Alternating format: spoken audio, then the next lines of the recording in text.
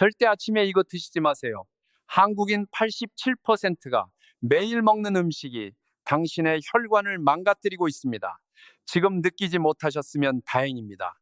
왜냐하면 당뇨와 고혈압, 동맥경화 같은 무서운 질병은 증상이 없다가 어느 날 갑자기 나타나기 때문입니다. 안녕하세요, 여러분. 저는 서울대학교 병원 신경과의 의사입니다.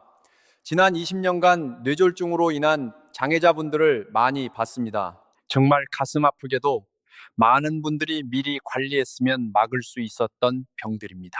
혈당, 콜레스테롤, 지방, 설탕, 이 네 가지의 이름만 들어도 우리는 혼란스러워합니다. 왜냐하면 모순된 정보가 너무 많기 때문입니다. 어떤 사람은 과일이 좋다 하고 어떤 사람은 과일의 과당이 위험하다 합니다. 어떤 전문가는 기름을 떠서 먹으라 하고 어떤 전문가는 기름은 몸에 좋지 않다 합니다. 오늘 이 모든 혼란을 명확하게 정리해 드리겠습니다. 뇌신경을 연구해온 의사의 관점에서 우리 몸이 정말 필요한 것이 무엇인지를 과학적으로 설명해 드리겠습니다. 제가 오늘 알려드릴 내용은 단순한 영양 정보가 아닙니다. 이것은 당신과 당신의 가족이 더 오래, 더 건강하게 살 수 있도록 돕기 위한 의료 지식입니다. 오늘 우리가 다룰 8가지 핵심 내용입니다. 첫째, 포도당이 정말 나쁜 물질인가에 대한 진실입니다. 둘째, 혈당이 높아지면 우리 몸에서 벌어지는 일들입니다. 셋째, 과당과 포도당의 차이와 당신이 알아야 할 선택입니다.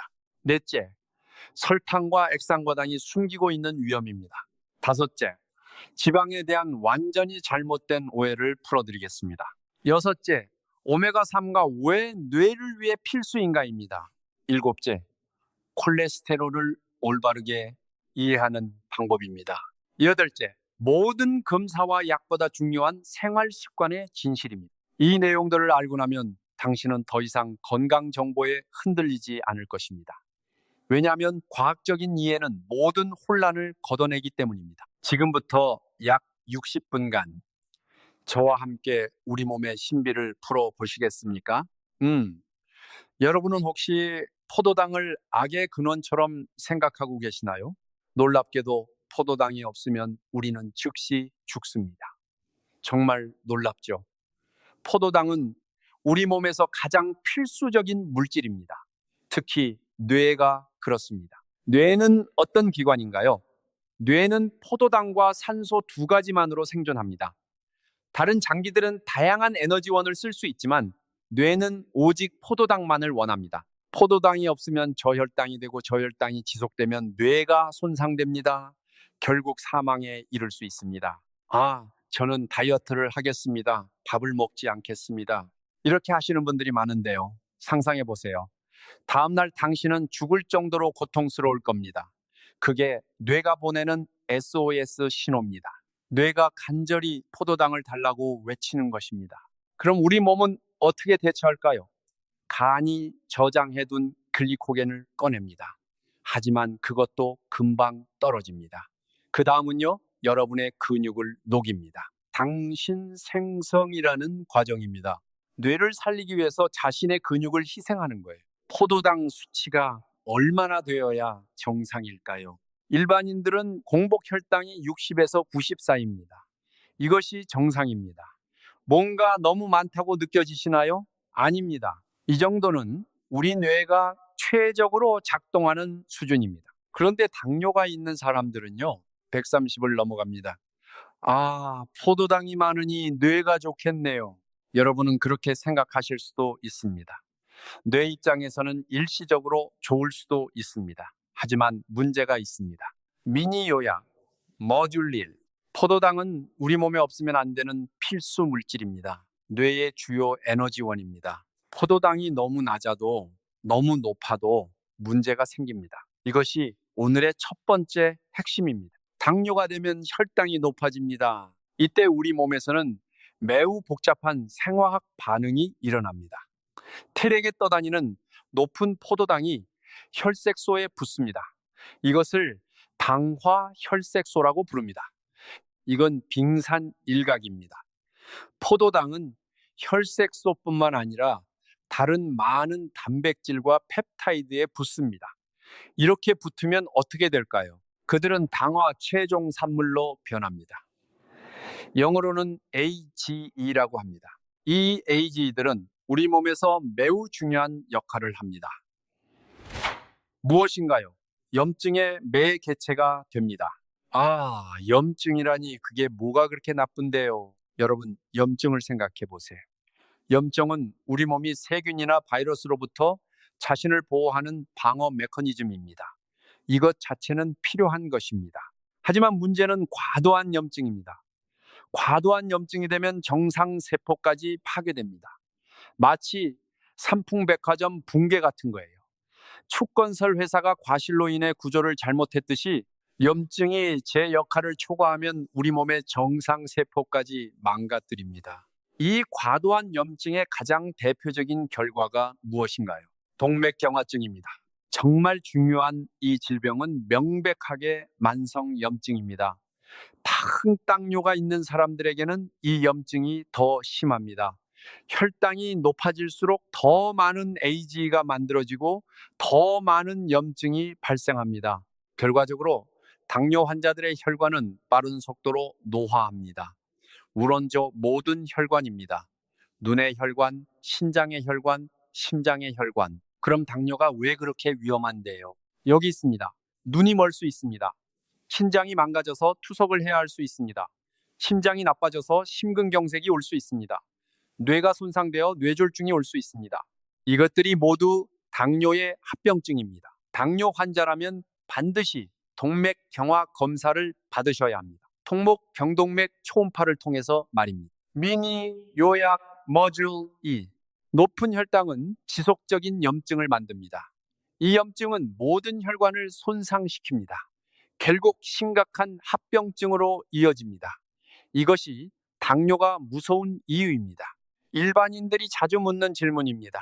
선생님, 과일을 먹어야 합니까? 아니면 밥을 먹어야 합니까? 답은 간단합니다. 이 질문 자체가 문제입니다. 포도당은 무엇입니까? 곡식과 구황 작물이 분해될 때의 최종 산물입니다. 밥, 밀가루, 감자, 고구마 모두 포도당으로 변합니다. 거의 99.9% 포도당이 됩니다. 과당은 무엇입니까? 과일에 많은 당입니다. 과일에는 보통 50%에서 70%가 과당이고 나머지 30%에서 50%가 포도당입니다. 그럼 과일이 포도당을 덜 올리니까 좋겠네요. 잠깐 하세요. 여기서 매우 중요한 생화학이 있습니다. 우리 몸은 과당을 어떻게 처리할까요? 포도당과 달리 우리 몸은 과당을 직접적으로 에너지로 사용하지 않습니다. 여러분들의 근육과 뇌는 포도당을 원합니다. 과당은 어디로 갈까요? 대부분 지방으로 변합니다. 그것도 내장 지방으로 말입니다. 이것은 진화적으로 흥미로운 메커니즘입니다. 옛날 우리 조상들이 과일을 먹었던 이유는 뭐였을까요? 식량이 부족할 때를 대비해서입니다. 초과당을 먹으면 우리 몸은 그것을 빠르게 지방으로 바꿉니다. 그 지방은 추운 겨울을 나기 위한 에너지 저장소가 됩니다. 하지만 지금은 어떤가요? 우리는 겨울을 나갈 걱정을 하지 않습니다. 모든 것이 충분합니다. 그래서 과당을 먹는 것은 아무것도 안 하면서 몸에만 자꾸 지방을 저장하라고 명령하는 것입니다. 비교해 보겠습니다. 같은 100g의 밀가루를 먹은 경우와 100g의 과일을 먹은 경우입니다. 밀가루로 포도당을 먹으면 당신의 혈당이 높이 올라갑니다. 그것이 정상입니다. 포도당이니까요. 과일로 과당을 먹으면 혈당은 덜 올라갑니다. 과일이 낫네요. 아닙니다. 그 과정에서 당신이 과다한 칼로리를 먹었다면 나머지 과당은 어디로 갈까요? 지방이 됩니다. 그리고 포도당과 달리 과당은 지방으로 변하는 과정이 매우 직접적이고 빠릅니다. 포도당은 간에서 여러 단계를 거칩니다. 글리코겐으로 저장되거나 다른 형태로 변환됩니다. 충분한 칼로리를 섭취했다면 마지막에 지방이 되지만 그 과정이 복잡합니다. 과당은 처음부터 나는 지방이 되려고 왔어 라는 태도입니다. 거의 직접적으로 지방이 됩니다. 그럼 당뇨 환자는 어떻게 해야 하나요? 당뇨 환자라면 포도당도 조심스럽지만 과당은 더더욱 조심해야 합니다. 왜냐하면 과당이 만드는 지방은 비만을 악화시키고 당뇨 자체를 악화시킵니다. 하지만 당뇨가 없고 정상 칼로리를 섭취한다면요, 둘 다 괜찮습니다. 과일도 좋고 곡식도 좋습니다. 가장 중요한 것은 칼로리 관리입니다. 미니 요약 머줄 3. 포도당과 과당은 다르게 작동합니다. 포도당뇨가 있는지 없는지, 그리고 당신이 과다한 칼로리를 섭취하는지가 중요합니다. 여러분, 지금까지 정말 중요한 내용들을 알아봤습니다. 잠깐 정리하겠습니다. 첫째, 포도당은 뇌의 필수 에너지원입니다. 포도당 없이 살 수 없습니다. 둘째, 높은 혈당은 염증을 만들고 이 염증이 모든 혈관을 망가뜨립니다. 셋째, 과당과 포도당은 우리 몸에서 다르게 작동합니다. 과당은 더 쉽게 지방이 됩니다. 이 세 가지만 기억하세요. 당신의 건강 관리의 방향이 완전히 달라질 것입니다. 그런데 아직 끝이 아닙니다. 우리 더 중요한 내용들이 있습니다. 다음에는 설탕이라는 정체불명의 물질과 액상과당이라는 현대의 악마에 대해 알아보겠습니다. 계속 시청해 주세요. 설탕은 우리가 어디서 만드나요? 사탕수수나 사탕물을 통해서입니다. 추출하면 슈크로즈라는 성분이 나옵니다. 놀랍게도 포도당과 과당이 정확히 1대1로 결합해 있습니다. 공유결합이라고 하는 방식으로 말입니다. 이것이 설탕입니다. 그런데 미국에서 흥미로운 일이 일어났습니다. 1960년대 미국은 엄청난 물량의 옥수수를 생산하기 시작했습니다. 옥수수는 굉장히 쌌습니다. 하지만 설탕이 부족했습니다. 미국은 똑똑했습니다. 옥수수를 분해했습니다. 옥수수에는 거의 포도당만 있습니다. 그것을 화학적으로 과당으로 변환했습니다. 액상과당이 탄생했습니다. 길정식 이름은 하이프록토스 콘 시럽입니다. 높은 과당을 가진 옥수수 시럽이라는 뜻입니다. 비율이 45%인 것도 있고 55%인 것도 있습니다. 55% 비율의 액상과당은 일반 설탕보다 더 달고 훨씬 쌉니다. 결과가 어떻게 됐을까요? 미국인들의 비만이 폭발했습니다. 액상과당은 거의 모든 음료수, 탄산음료, 디저트에 들어갔습니다. 무진장 때려 붙였습니다. 왜냐하면 쌌기 때문입니다. 액상과당이 좋냐고 했는데요? 아닙니다. 액상과당 자체는 뭐가 문제가 되는 게 아닙니다. 설탕과 크게 다르지 않습니다. 문제는 이것입니다. 액상과당이 들어간 음식들은 우리를 과식하게 만듭니다. 맛있으면 자꾸 먹게 되는 거예요. 한 유명 배우가 말했던 맛있으면 0칼로리는 정말 틀린 말입니다. 맛있으면 과인 칼로리입니다. 우리가 제대로 먹으려면 맛을 극도로 죽여야 합니다. 샐러드는 소스 없이, 곡식은 섞어서. 설탕과 액상과당의 핵심은 이것입니다. 이런 단맛 조미료가 들어가면 우리의 먹음 스위치가 꺼지지 않습니다. 자꾸 더 먹고 싶어집니다. 악순환입니다. 그런데 여성분들이 하는 흥미로운 행동이 있습니다. 저는 밥을 안 먹겠습니다. 단백질 중심으로 먹겠습니다. 그래서 밥을 거르고 고기만 먹습니다. 그런데 그 고기는요, 불고기나 양념갈비처럼 양념이 많이 되어 있습니다. 엄청난 탄수화물과 설탕이 들어 있습니다. 저는 밥을 안 먹었는데요. 아니세요. 당신은 엄청난 양의 설탕과 탄수화물을 먹은 거예요. 이것이 왜 위험한가요? 우리 조상들이 경험해 본 적 없는 양의 단맛입니다. 진화 과정에서 우리 입은 단맛의 저항력을 키울 기회가 없었습니다. 단맛은 매우 드물었기 때문입니다. 하지만 지금은 액상과당과 설탕으로 가득한 현대입니다. 영촌 미니 요약 모줄 4. 설탕과 액상과당은 우리를 과식하게 만듭니다. 그리고 우리 몸은 이런 양의 단맛을 처리하도록 진화하지 않았습니다. 이것이 오늘날 비만과 당뇨가 폭증하는 이유입니다. 여러분, 지방에 대해 얼마나 알고 있습니까? 많은 분들이 이렇게 생각합니다. 식물성 기름은 좋고 동물성 기름은 나쁘다. 정말 그럴까요? 우리 몸의 근육은 항상 에너지가 필요합니다. 당신이 가만히 앉아 있어도 우리 몸은 수백 개의 근육을 계속 사용합니다. 자세를 유지하기 위해서요, 당신이 무표정이어도 수십 개의 근육을 사용합니다. 이 평상시 에너지원의 약 70%는 지방산에서 옵니다. 당신이 천천히 걸을 때 지방이 대부분 사용됩니다. 갑자기 뛸 때 포도당이 사용됩니다. 하지만 음식물을 먹을 때 우리 몸은 완전히 분해해서 흡수합니다. 음식물성 기름이든 동물성 기름이든 우리 몸은 완전히 분해된 지방산 형태로만 흡수합니다. 그럼 둘이 같다는 건가요? 아닙니다. 큰 차이가 있습니다. 우리의 뇌를 생각해 보세요. 대뇌는 물처럼 비중이 낮은 곳입니다. 대뇌의 기능은 주변과 엄청나게 많은 상호작용을 합니다. 뇌의 세포막을 구성하는 지질은 불포화 지방산이 많이 필요합니다. 왜냐하면 불포화 지방산은 3차원적으로 꺾여 있어서 세포막을 유연하게 만들기 때문입니다. 반대로 포화 지방산은 일자 형태여서 세포막을 뻣뻣하게 만듭니다. 뇌가 뻣뻣한 세포막을 가지면 안 됩니다. 그래서 뇌는 끊임없이 불포화 지방산을 원합니다. 대표적인 불포화 지방산이 무엇인가요? 오메가3입니다. 이것이 왜 생선과 해조류가 중요한지에 대한 과학적 이유입니다. 그런데 이상한 것이 있습니다. 어떤 사람들은 식물성 기름을 숟가락으로 떠서 먹습니다. 발이 마치 약을 먹는 것처럼요. 식물성 기름이 건강에 좋다니까요.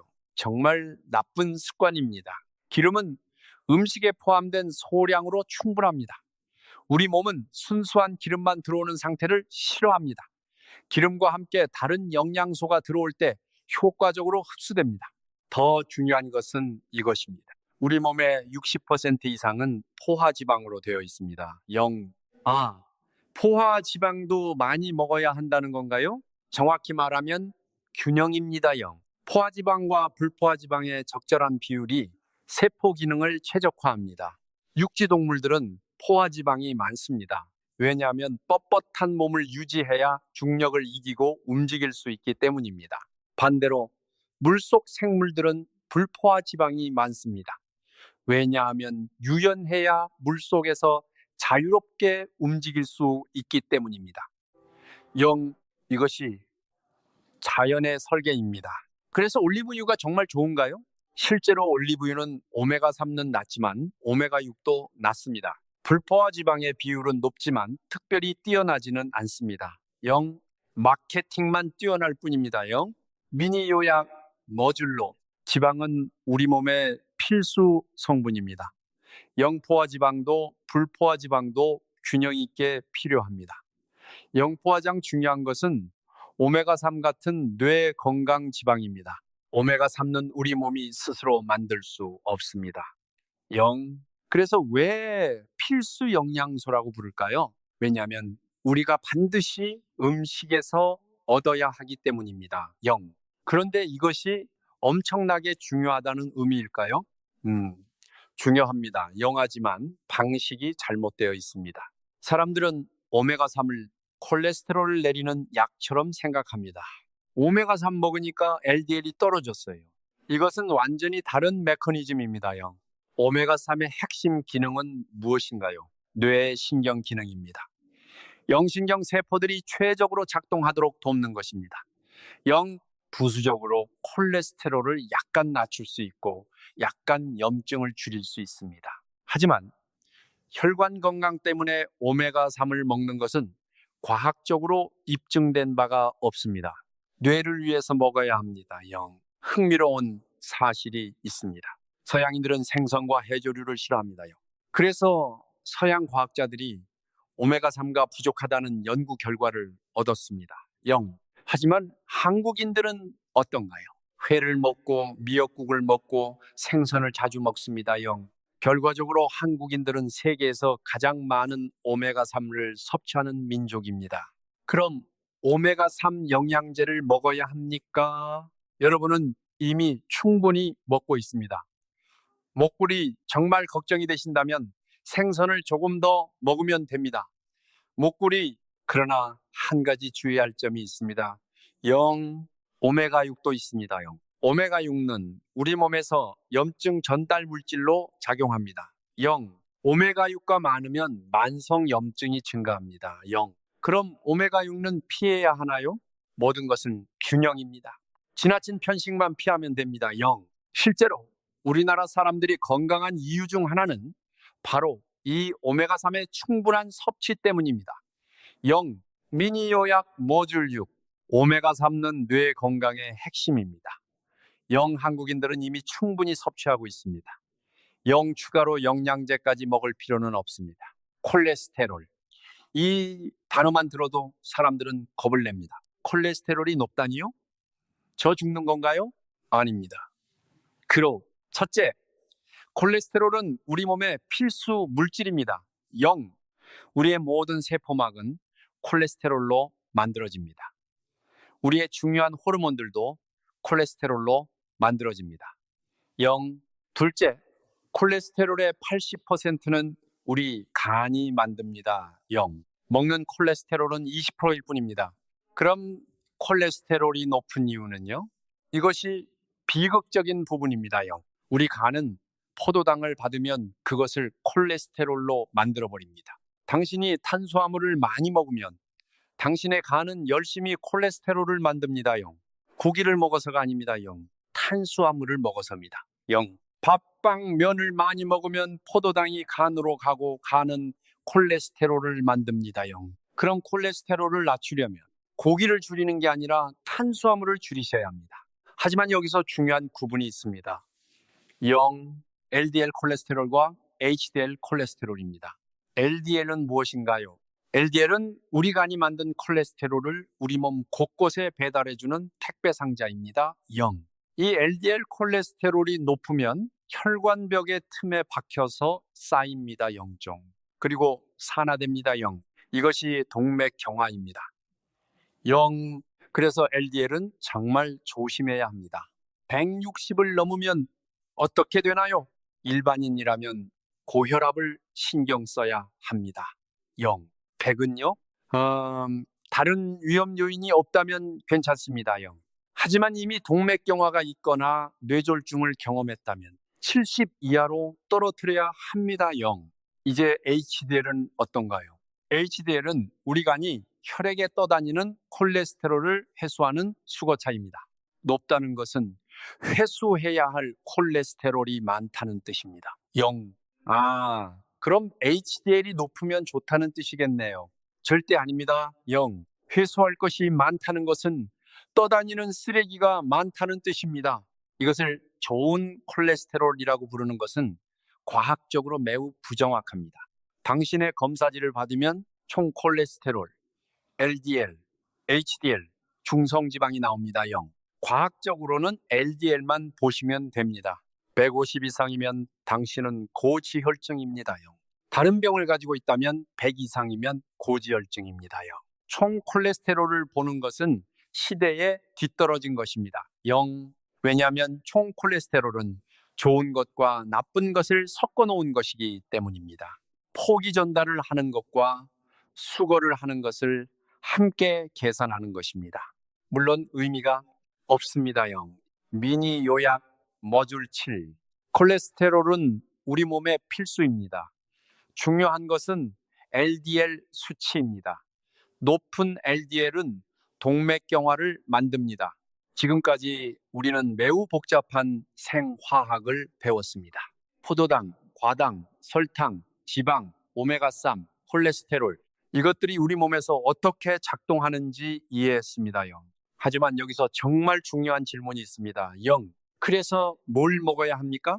당신이 당뇨가 없다면 아무거나 적당히 먹으면 됩니다. 골고루 제때 정상 칼로리만큼형. 당신이 당뇨가 있다면 탄수화물을 줄이고 단백질을 중심으로 먹으세요. 당신의 밥은 지금의 반으로 줄이고 나머지는 단백질, 두부, 콩, 고기, 생선로 채우세요. 이것이 가장 과학적인 답입니다. 0. 하지만 더 근본적인 것이 있습니다. 0. 뇌졸중의 1등 위험 요인은 무엇인가요? 고혈압입니다. 0. 2등은 당뇨와 담배입니다. 0. 그런데 이것들을 모두 아우르는 것이 무엇인가요? 생활 습관입니다. 0. 운동합니까? 담배 피웁니까? 술 마십니까? 충분히 자십니까? 이런 것들입니다. 영. 우리 간이 콜레스테롤을 만드는 것, 우리 췌장이 인슐린을 만드는 것, 이 모든 것이 생활 습관의 결과입니다. 영 당뇨 환자분들을 봅니다. 선생님, 약을 먹으면 대충 괜찮겠죠? 아닙니다. 초기에 정말 열심히 관리한 사람들은 평생 한두 가지 약으로만 관리합니다. 하지만 방치했던 사람들은 약이 계속 늘어납니다. 결국 인슐린까지 주게 됩니다. 당뇨가 심하면 인슐린을 주는 거죠? 맞습니다. 하지만 안타까운 것은 인슐린 저항성이 있는 사람에게 인슐린을 주는 것은 마치 귀가 먹은 사람에게 더 크게 소리 지르는 것과 같습니다. 초기에 관리하지 않으면 나중에 약이 듣지 않습니다. 진짜 중요한 것, 당화 혈색소를 아세요? 당신의 과거 3개월간의 혈당 평균입니다.